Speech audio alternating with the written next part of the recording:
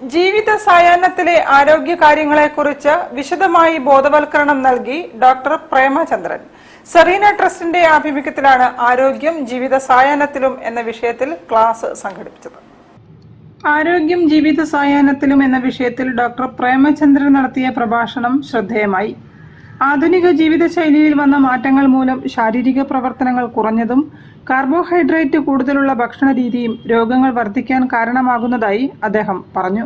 കേരളത്തിൽ ഡയബറ്റീസ് വ്യാപകമായി വർദ്ധിച്ചു വരുന്നതും പ്രീ ഡയബറ്റിക് അവസ്ഥ ഉൾപ്പെടുത്തുമ്പോൾ വലിയൊരു വിഭാഗം ജനങ്ങൾ ഇതിൽ ബാധിക്കപ്പെടുന്നുണ്ടെന്നും അദ്ദേഹം ചൂണ്ടിക്കാട്ടി. ഇതൊരു എപ്പിഡമിക് സ്വഭാവം കൈവരിക്കുന്നതായും അദ്ദേഹം കൂട്ടിച്ചേർത്തു. പ്രായമായവർ നേരിടുന്ന ആരോഗ്യ പ്രശ്നങ്ങളായ ബോൺ ബലക്ഷയം, ഡിമെൻഷ്യ, ഒറ്റപ്പെടൽ, കാഴ്ച കേൾവി പ്രശ്നങ്ങൾ, വീഴ്ചകൾ, ഉറക്കക്കുറവ് എന്നിവയെക്കുറിച്ചും അദ്ദേഹം വിശദമായി സംസാരിച്ചു.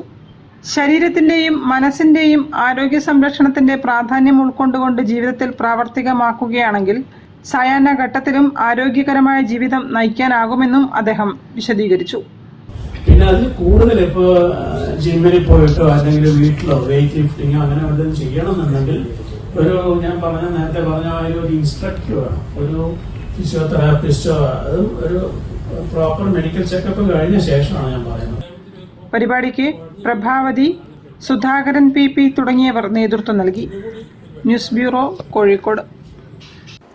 വാർത്തകൾ ചുരുക്കത്തിൽ നിങ്ങൾക്കായി അവതരിപ്പിക്കുന്നത് ക്യാൻസറിനെതിരെ പൊരുതാനായി കാലിക്കറ്റ് സിറ്റി സർവീസ് സഹകരണ ബാങ്കും MVR ക്യാൻസർ സെന്ററും സംയുക്തമായി അവതരിപ്പിക്കുന്ന ക്യാൻസർ ചികിത്സാ സഹായ പദ്ധതിയാണ് മാസ് കെയർ.